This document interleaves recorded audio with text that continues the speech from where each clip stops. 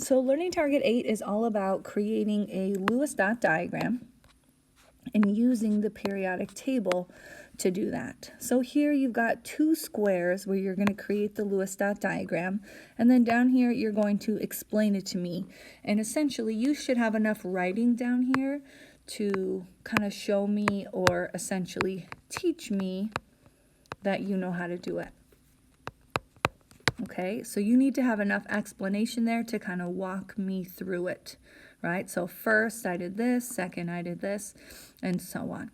Okay, and then here, what does each dot on the Lewis dot represent? So that's what we're thinking about.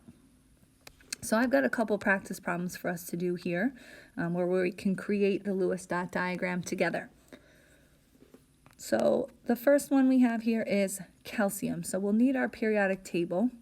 I'll pull this one up so we can see it together. But calcium is over here,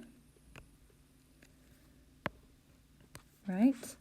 And to find group number, remember we go straight up on the periodic table to locate group. So tracing calcium up, I see that calcium is in group 2, which means it has 2 outer electrons. And so when we create our Lewis dot diagram, what we're showing are how many of those electrons in the outermost shell. Okay, and so that means calcium has 1, 2 outside electrons. For iodine, that's over here. Here's iodine. Again, group number is just going straight up. We know iodine is in group 7, which means it has 7 outer electrons, or 7 electrons, again, in that outer shell.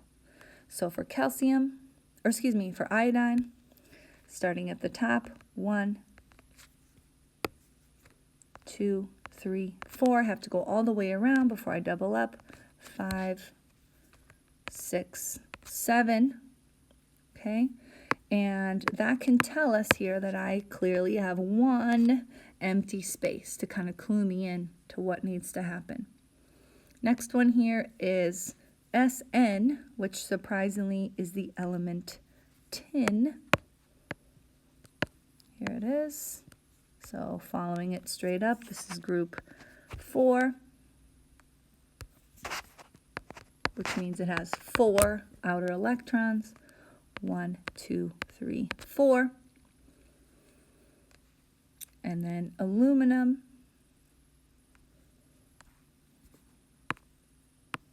right here, again going straight up to find the group number. That means group 3, 3 outer electrons, 1, 2, 3 in its outer shell. So there's aluminum, we just did that one together. So you just need to start with the symbol and put the dots around, explain how we got to that. So what did we do first, second, third? And then what does each dot represent? So you're doing that twice here for oxygen and aluminum.